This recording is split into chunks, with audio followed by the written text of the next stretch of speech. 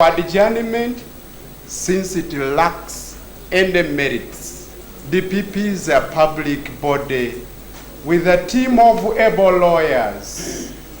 Even in our private practice, Your Worship, courts do not allow unnecessary adjournment. Okay.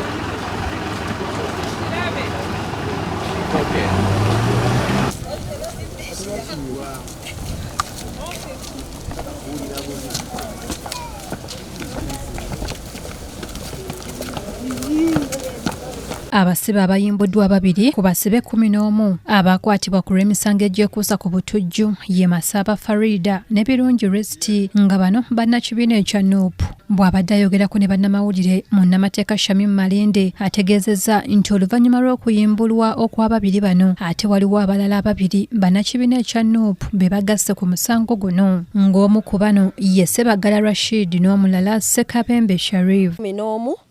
Abantu bano bali Magala Omar nga kuliko n'abalala 10 naye olunaku olwaleero kkooti esobodde okutaako babiri era nga bano kwe kuli omukyala Masaba Farida ne Birungi Resti.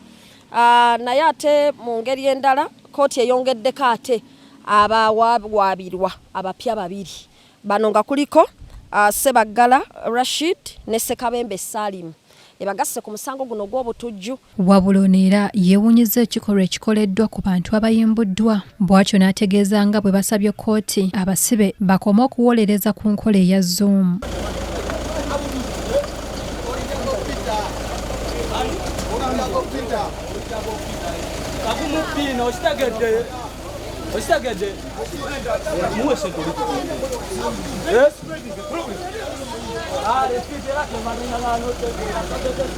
Kyabuswavu kubanga omuntu yenna bwe wamala okubeera nga aweereddwa eddembe lye ate tusuubira kulaba nga ate asigadde mikono gya prison obanga ate atambuzibwa mu basi ya prison kubanga abasigadde ng'omusibe era nga tugisabye okulaba nti abasibe bano bava ku Zoom ya simu era nekakasa nti kale nga 5 Maachi abasibe abo bagenda kukomawo mu kkooti nga babaleese mu buntu bonna.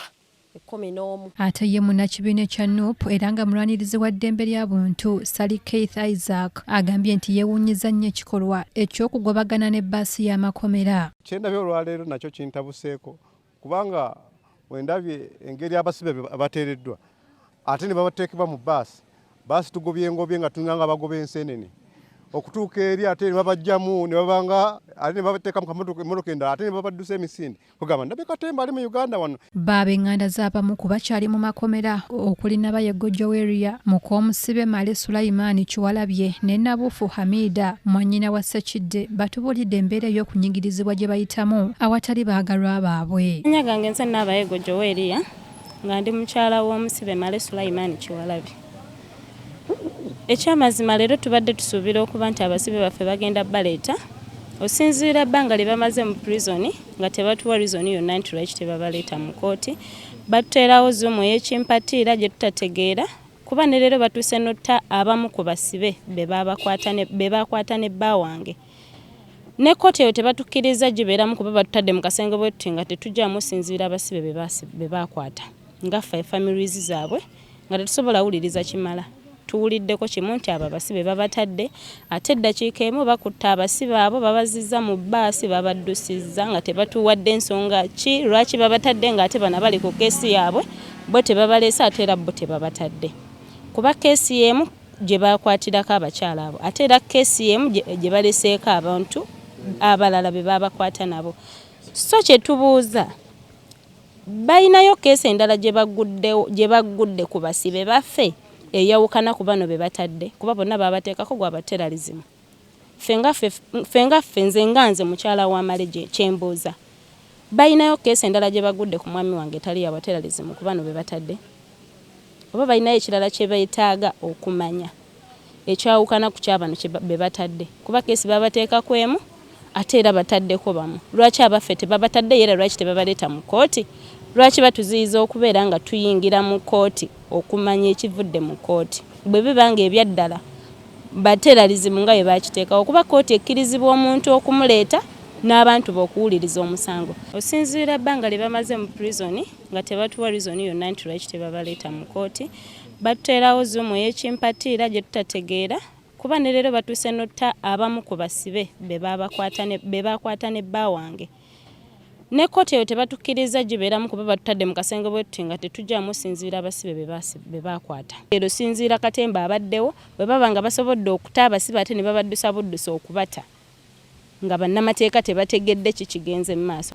Twogerako nabo naye nabo era tebabitegeera sinziira katemba abaddewo bwe baba nga basobodde okuta abasibe ate ne babaddusa buddusa okubata nga bannamateeka tebategedde kikigenze mu maaso, which means waliwo katemba atategeerekeka. Ffe nga ffe abafamire gwe teetaaga okumanya. Babadde 11 ne basobodde okutaaka abasibe 2 kati bali abasibe abalala lwaki bo balemeddwa n'okuleetebwa mu kkooti tebabaleese bo kati musango ki ogubaliko ate gwe bajje ku bano. Omulamuzi awuliriza omusango guno ye Sarah Namusobya era ng'alagidde abasibe bakomezebwewo mu kkooti ng'ennaku z'omwezi 5 omwezi ogwokusatu omwaka guno. Dongo kubanga tebalinaawo bujulizi wadde n'akamu kati batandise okutuwaanyisa olw'okubanga oli twamukuba nga talinaawo kyagamba kwe kusindika munne yeekwase nti munnange taliiwo naye tebalinaawo bujulizi yadde akajiiko kaabwo nammwe mukirabye olwa. Ekyokubiri twagala kkooti etaputa ssemateeka etapute nti enkola eno ya kireebereebe ya munguuba nnyo ekunukidde ey'okuleetanga abantu nga tewali bujulizi bubaluma. Naye nga gavumenti ffe kyetwagala abantu abo babate batandise okulaba nti babasibira bwereere kati batandise okukumpanya obudde bwaffe bwe batuwa ffe tujje wano tuggwemu amaanyi abasibe oba baagala baleetanga nga tewali bantu baabwe kyetutategeera naye nga gavumenti ya Museveni komawo bagamba tukyawamanta tukyanoonya lwaki wali badde okwata omuntu omutwale kolokoni nga toyinaawo bujulizi. Na bwe kityo omulamuzi yabalagira nti banguyirize baleete obujulizi bwabwe ensonga zisobole okuweerezebwa eri kkooti erina obuyinza okuziwulira. Ekiragiro ekyo kye babagamba bakinyoomodde olwaliro bwe bakomyewo bazzeemu era ne bagamba nti tetunnaba beeteefuteefu. Lwaki ensonga tegobwa n'eggyibwa mu ddiiro kubanga otusango tujweteeke tetusobola kuyimirira bo bennyini obusobozi bwabwe bukunukidde.